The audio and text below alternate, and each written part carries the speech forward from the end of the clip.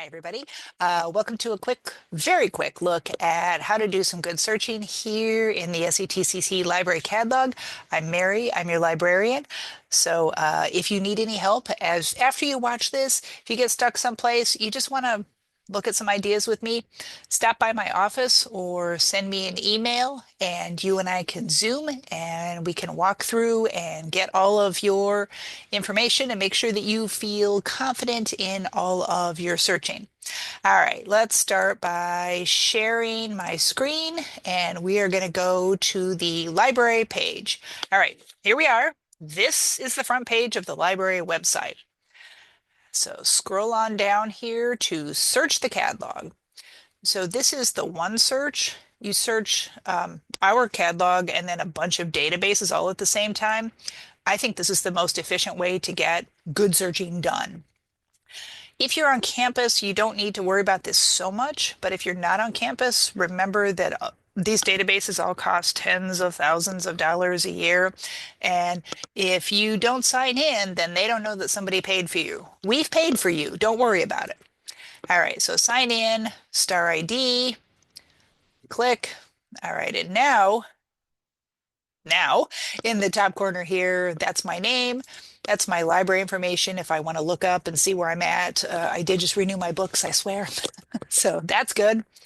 All right, but now if I do that first, when I go to all the databases, they'll know that I'm paid for. Otherwise, it just doesn't work very well. All right. Now, I always go to advanced search. Advanced does not mean hard. I've said this a million times. It means that we're letting the database do some of the heavy lifting for us. So let's search for something, anything. I'm going to search for things that I need. So I'm going to search for academic library. I'm going to spell that right. Now, notice that I have quotes around that. Anytime you have more than one word, put quote marks around it so that they stick together. So I don't want just any kind of library. I don't want just any kind of academic topic. I want academic library sitting together. So I put quotes around it. And I'm going to say program. Well, let's see. All right, I'm going to say program and I'm going to put this little asterisk at the end of that. So this is another little librarian tool. If I type in this many letters, program, but now this could go a bunch of ways. The word that turns up could be program. It could be programs. It could be programming. It could be, I can't think of anything else, but it could be something else. Who knows? If I have this little asterisk right there at the end, then my database will give me articles and everything with keywords that have all those words in them. Program, programs, programming. I didn't have to think of it. I didn't have to work real hard. I just did that. I don't have to work real hard. Speed is my friend. All right, click search. That's the magic happening down here. Okay, the magic gave me 782 results. Neat. I like it. 782 is good.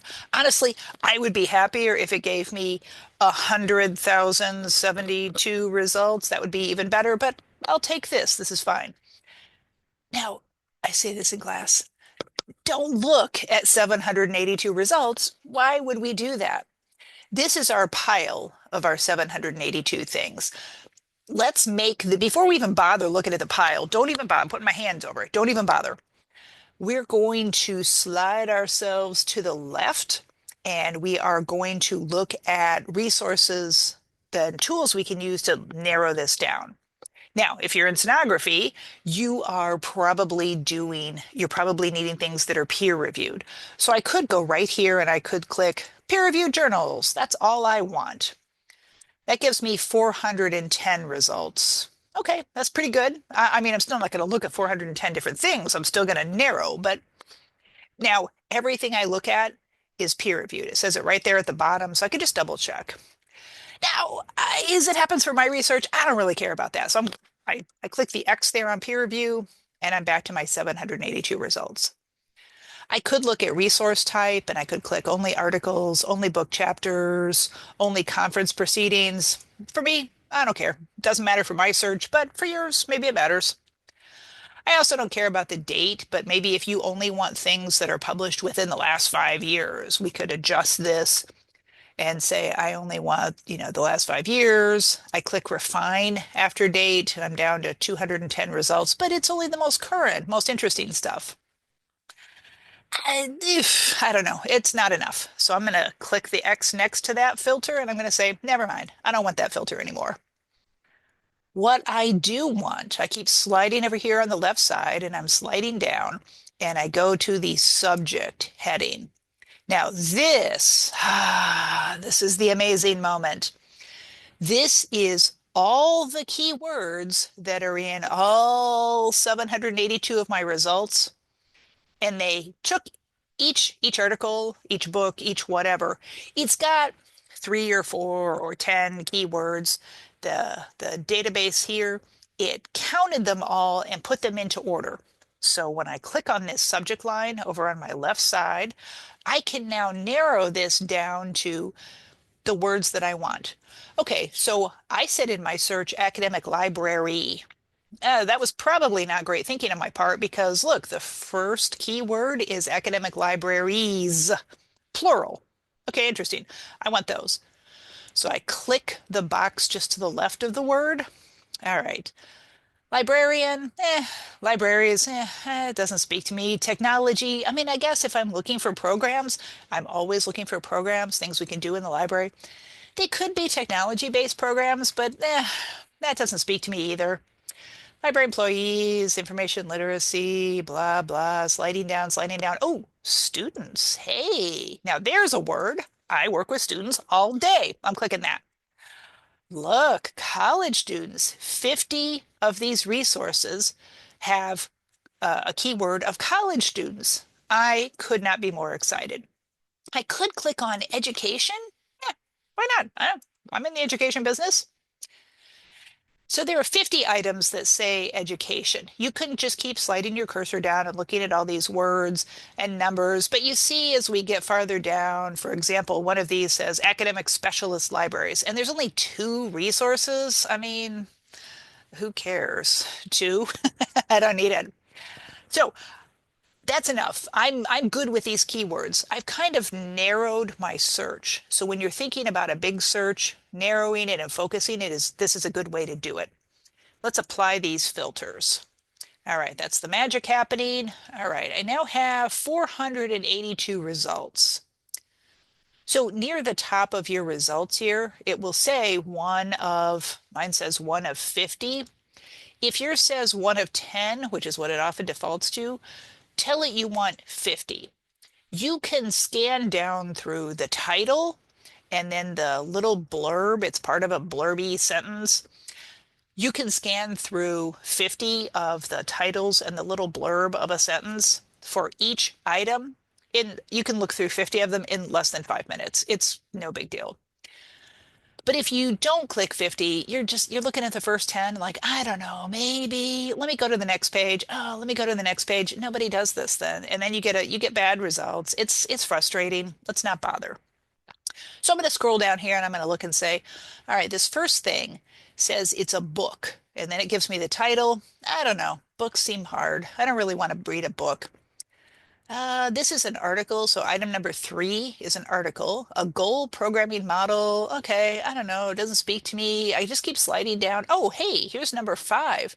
Collaborative and co-curricular programming and academic library impact. Oh my gosh, if you were me, you would be this excited too. Plus, it's peer reviewed and I love that. So I'm going to click on that. I click the title. Now, I get this pop over screen. So I can scroll myself down to the bottom of it and there's a description. It's always near the bottom. I don't know why. It's stupid. But databases. All right, so I look at the description and I read through it and I think, oh my gosh, that sounds amazing. So I scroll back up to where it says view online and then full text availability. Now, this article is only available in one database. Each database will be in a little white box. So EBSCO-host Academic Search Premier is the database where this article is located. Sometimes exactly the same article, there's no reason and it doesn't matter. It could be in this database, but it could also be in another database, and it could be in PubMed, and it could be in Gale, and it could be, who knows? It doesn't matter. It's exactly the same article. You should make yourself happy and click on whichever one you want. I would click on things that say that they're from an EBSCO database. EBSCO is going to give you a lot of tools once we move off the library page and we move over to that database. EBSCO makes it easy for you to work with it. So that's what I'm doing. I'm clicking on my EBSCO, and now we're leaving the library page and we're going to the world of EBSCO. Remember back when we signed in a while ago? If we didn't sign in with star ID and password at the beginning, this part wouldn't work. And it wouldn't be obvious why it didn't work. It would say something like, oh, where'd you get that? I don't even know what you're talking about, what you're even asking me for. Or it would say, go ahead and sign in with your EBSCO ID or something like that. You don't have an EBSCO ID. So sign in with your star ID and password back at the beginning. If you glitch here, just go back to the beginning and sign in with your star ID and password and start over. No big deal. All right, so this is inside, this is called publication contents here on our right side. So down the right-hand column, the right-hand side of the screen is publication contents. So that's every article that's inside this specific academic journal. Now, sometimes there'll be a bunch of them that are all kind of on the same topic, and that's amazing because then it's really easy. You just look at all the rest of them. Usually that's not the case. Today, not the case. I'm going to close that. So there's an X up here, closing that. Okay, so when you're reading an article, this is a quick tip, read the abstract because the abstract will give you an overview of the whole article. Then read the introduction. So the introduction is first. Sometimes in this case, it is called introduction. It's not always. Sometimes it's just the stuff at the beginning. So read the introduction because that'll kind of give you some background. And they'll talk about, this is why I did this research. This is kind of our foundation. This was our idea. This is what we were planning to do. You'll get a feel for what they're talking about. And then scroll all the way so that you can see that introduction was like a page. Great. Scroll all the way to the end, and what you're looking for is the bibliography. All right, there we are. Notes, works cited, bibliography, whatever it's called. The place where all the articles that they read are found, that's the very end. Let's go up over that. Okay, now in this case, this article up over the bibliography part, they have what looks like a survey. So I also want to go before the survey. I want to be at the actual end of the article itself. All right, so there were acknowledgments and right here, conclusion. The conclusion will also state usually in pretty clear language. And that's not the case as you're going through the whole paper. Sometimes things get complex and complicated. If you read the abstract of the paper and then the introduction and then the conclusion, you will have a good sense of what the article is going to be about. So then when you go back and you read the rest of it and you fill in and you think, oh my gosh, what were my results? What were the data? What was all of this fun stuff? It will make more sense to you. So I'm scrolling like past, here's a chart, table number 5, and I'm not looking at it at the moment because I don't really care, just pointing out, oh, look, there's a chart of data. If I had read the introduction and the conclusion and the abstract, I would have a good sense of where these charts fit in as I scroll past them. And I could be like, oh, all right, I see what you're doing. This is making sense. So when I read the whole article, it'll make more sense to me. Fabulous. All right, now I read all that and I love it. This is just the greatest article. I need this in my research paper. Love it. The first thing, even if you're not sure you love it, even if you think maybe you just like it, maybe you just want to be friends on a temporary basis, fine. Save this article. So you can go up to the top. Now in an EBSCO database, they'll all look like this. They all have across the top right-hand corner of the page, the different tools. So one of the tools says download. EBSCO all looks like this, but every database you go to, Gale, PubMed, whatever, they'll all have these basic things, but it might look different and you might have to look around a little bit. But just remember to look around. I can download this right now. I click download. I want a PDF. And then again, in this menu or in this screen that pops up, I'm going to click download. All right, so it's downloading to my computer. I can go open that and then I can save it to my computer in a folder where I know where I'll be able to find it. But let's say this isn't my computer, or I actually want to share this with my friend, my lab partner, my research partner, my best friend, my neighbor's cousin's sister who really loves to read all my stuff. Next to the download icon is one called share. So it looks like an arrow, and if you just hover over it, it will say share. So I'm clicking on share. So you have a variety of choices. You can share, you can save that to your Google Drive. There's a link, you can save it, click the link and save it to a OneDrive. You can click to create a link. I don't do any of that because I get confused. I forget to delete things. You run out of memory.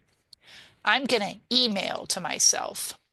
So a PDF full text will be attached to my email.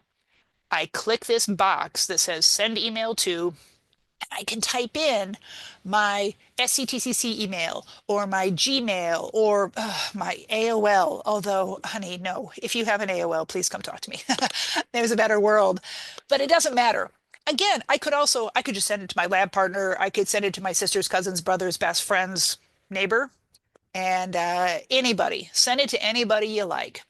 And now you have it. You want to have these things because, first of all, I mean, we just did a bunch of work to find this. You don't want to do that again. And secondly, the vendor might take this article out of the database. This could be gone 5 minutes from now. It could be gone a week from now. Oh, and yes, I have the bitter experience of having had things disappear on me. So immediately save it. That's the first thing you want to do. All right, now you could print it if you want. It seems kind of wasteful. I don't, but you should do you. Let's see, the other icon you really want to pay attention to, and this is almost always going to look like a set of these quotation marks. So quotation marks is what it looks like, and if you hold your arrow over the icon that says cite, click that, and now you can choose the citation format that you're using for class. So most classes here at SCTCC will use either APA, which is what I've got right here, APA 7th edition, or classes use MLA 9th edition. So let's say for this paper, I need to have MLA is my citation format. Awesome. I click my drop-down menu, I click on MLA, and then, oh, look, under my very final page will be called Works Cited in MLA. And then the correct format of the citation is there. So underneath it, I can click copy to clipboard. That's an active link. Click that. And now I've copied the whole citation. I can take this now and I can open up my Word document or my Google Doc and I can just paste it in and voila, I'm like a genius with how I found good articles and now I have a good citation for them. All right, let's see. I'm closing that. I have one final thing that I want to show you. So back up here where we've been in this right-hand corner with all of our icons, I'm scrolling myself way to the right. All the way to the right, there's information on accessibility support. So sometimes there's information in there, sometimes there's not. But just next to that is this icon that if you see it, it looks like headphones.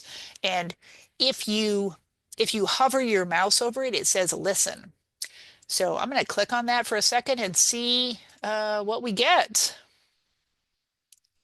330 collaborative and co-curricular programming. I don't know if you can hear this, but I can hear it, and it's reading to me. I think this is fantastic. So the idea of that is digital materials are all required to be accessible. This is an accessibility tool for people who may have visual impairments. And that's wonderful, of course. I also think this is so handy for everybody because, as I said before, a lot of academic things, they're hard to read. They're dense. There's a lot in there. So if you are potentially even just watching it with your eyes and you're listening to it, I'm pointing to my ears here, and you're also listening to it being read to you, I think that's really going to help people's comprehension. I think it's going to make you feel more comfortable and confident. So I'm going to click on that listen tool again, and you can see, you can set this to be different speeds. You can set it to be louder or softer. You can move it ahead. You can download the MP3 file and I guess just listen to it yourself on your own time with your joyfulness. That's that's for you to decide.